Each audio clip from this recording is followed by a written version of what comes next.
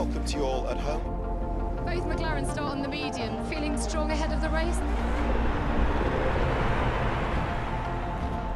You've still got a chance to win this race, haven't you? Just try. I wanna be the only one to make it to the light. I'll take it to the edge where I've lived 1,000 lives.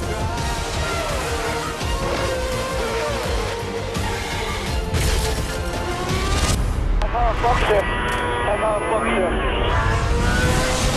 When I brake very late, to open up the left hand. Fascinating race ahead.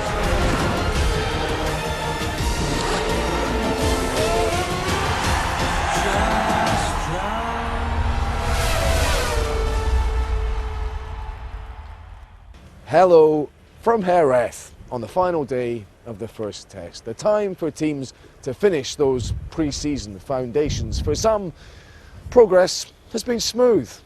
Others, however, have been on a rocky path. The sun came out for the last action on track. Did it bring out the combative qualities of one or two drivers? Ferrari and Mercedes have found themselves vying to be first at the lights most of the week. On day 4, Kimi Raikkonen pulled this cheeky move on Lewis Hamilton. Ferrari power has topped the timesheet every day, and Raikkonen looked a man in a hurry,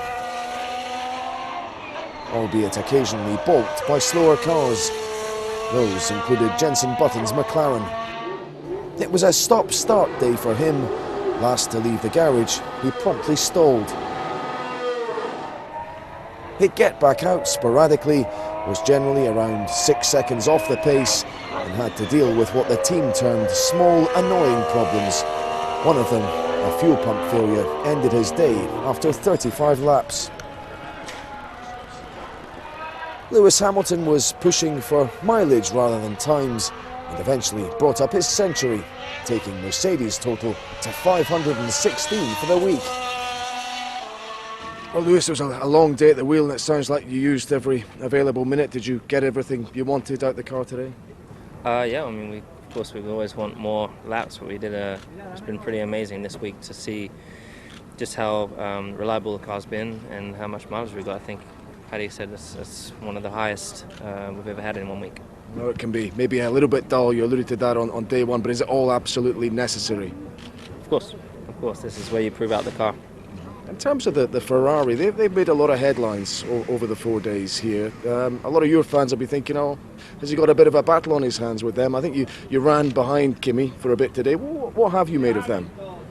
Yeah, I was behind Kimi for a few corners, and the car looks good, but I mean, I think they're on a lot less fuel than us. So. Fair enough. And you've said the car feels very much the same. Are we going to get more evolution when we get to Barcelona? Is there a lot more development to come? Well, usually the car in the first week, and the first time you drive it is the worst that it is during the season. You know, because it will develop, it will improve, and naturally everyone will bring an upgrade kit to.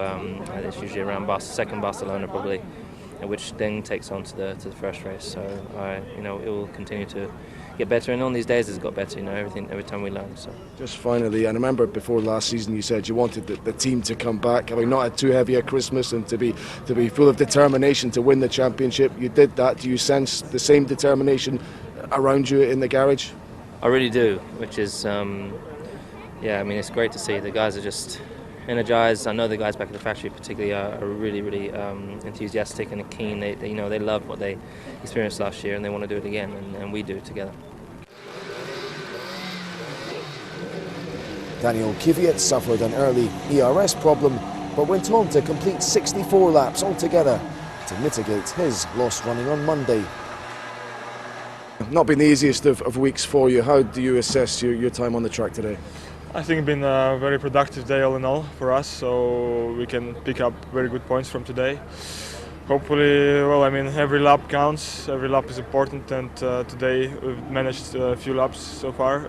I think it's been one of the most productive days of this test, and for Barcelona we know where we want to be, where we need to be, and we will keep our progress on. There's a lot of evolution still to come with the car. What's it like for a driver when new parts are on the horizon pretty soon? Absolutely. I mean, for me, every lap is something new because it's a new team. We are getting used to each other as well and finding the right approach with each other and so on. So it's friction is coming together, and this is all very important stage for us now. If there was a most positive aspect then of these couple of days you've had in the car, what would they be? We had very productive laps today, and I think that's for me been the most positive thing so far. So we will analyze everything and understand where we want to be, what we want to improve, and then the Barcelona is not so far away. Max Verstappen was faster in the Toro Rosso and again logged much more mileage in the parent team. Toro Rosso have got a lot of laps in the bank. But how valuable is that for someone coming into F1 this season?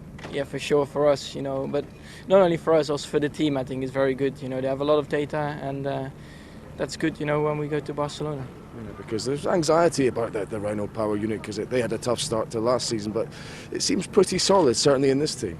Yeah, at the moment we don't have a lot of issues, so we can run a lot, and I think that's very positive. I talked to Carlos about how well you're working together as a pair. Does it help that you're both as young as you are? Maybe, but at the end we want to improve the car, and we want to help the team, so you have to work together. What can you tell us finally then about what's coming for Barcelona, and maybe what kind of idea you have about, I don't know, where the team stands at the moment? I know you think you can be fighting for points on a regular basis. Is everything in place thus far? Have you made a start towards that ambition? Well, what's coming, I think it's only, we get a faster car, so you will see. It was another solid but quiet day for Williams, who appeared neither to push for hot laps nor marathon lap totals. Roman Grosjean passed his own half-century before calling a halt to his day in mid-afternoon with what was a rare gremlin this week for the Mercedes power unit. How much of your programme did you get through then today, Roman? We've beat quite a bit of the programs. Of course, we wanted to do a little bit more on the soft tyres and probably a very long run in the afternoon. But in general, we were able to do 10-15 time lap with no problems, and that's a good start. How much of a difference does it make coming to this first test, because you weren't able to take part here last year? Yeah, I think the main difference is to be able to be on track drive and have some first feelings and first ideas of the car, and that's what you really want before going to Melbourne. The testing is very limited, so more you get, better it is. Were you significantly more impressed with the Mercedes power unit than the Renault engine you had last year? I think everything is going in the right direction, engine-wise and chassis-wise, so that's the positive news of the day. Can you profit from maybe where McLaren Honda are right now, maybe Red Bull struggling a little bit? Can you make quite a step forward in the standings, as it were, in these first races? Well, I think you always try to get the best of what you have and what you can do, so of course it's a big challenge for Honda coming with the new engine.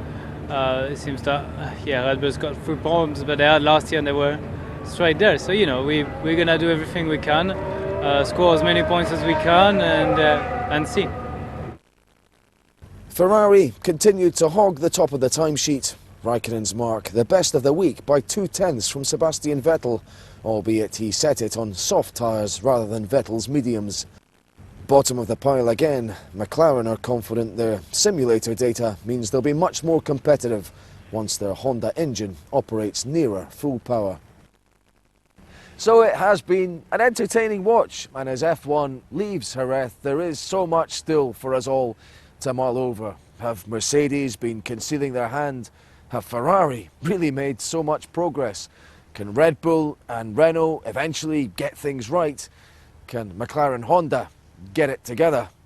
Many questions remain unanswered as the sport heads to Barcelona for the second test. Ted Kravitz will tackle a few of those questions after the break in his notebook.